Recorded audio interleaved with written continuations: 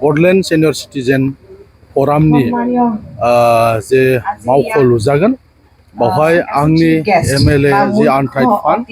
बेनिफ्राय 10 लाख रां होनाय जादोंमोन बाउन्डारि वाल लुफुंनो थाखाय दा बे बाउन्डारि वालखौ लुफुंनाय जाबाय आरो दिनै बेखेवनायबो जाबाय बावहाय बिथांमोनजों रायलायनो मोननानै जोबोद मोजां मोनदों मानोना बे सिनियर सिटिजेन फरामाव गोबां जोंनि क'क्राझारनि बर' आरो बर' नङै गागि सुबुंफ्रा बेयाव दङ सोरबा कलेजनि प्रिन्सिपालमोन सोरबा डक्टर सोरबा इन्जिनियारमोन सोरबा गिदिर पुलिस अफिसारमोन जोंनि खाथियाव दं CRPनि सासे रिटायार्ड COमोन दा बेबायदि गोबां माने लेखा गोरों गिदिर साख्रि लानानै आजिरा मोननाय सोरबा बेंकार बेबायदि दङमोन दा बिथांमोना ज' जानानै माने सिनियर सिटिजेन फराम बानायदों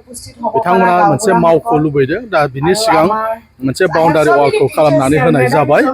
दा आसा खालामदों जोंनि मानाव गेदेर चिफ बिथांमोननो मोनसे मावख' लुनानै होनायनि बाथ्रा होदों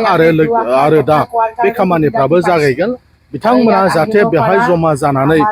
जोंनि क'क्राझारनि थाखाय बा ओनसोलनि थाखाय मोजां माने खामानि मावलांनो जाहाथे बिथांमोना हायो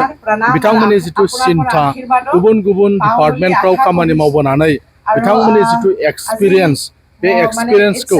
समाज जिबनाव ससियेल लाइफआव जाहाथे बिथांमोना बाहायलांनो मोनो बेबायदि माखासे बिथांमोना अलरेडि हाबाफारि मावगासिनो दङ आरो बेयाव जुदि मोनसे मावख' थायोबा बिथांमोना बाव जमा जानानै सावरायनानै क'क्राझारनि थाखाय बिथांमोना मोजां खामानि मावलांनो हागोन होननानै जों मिजिंथियो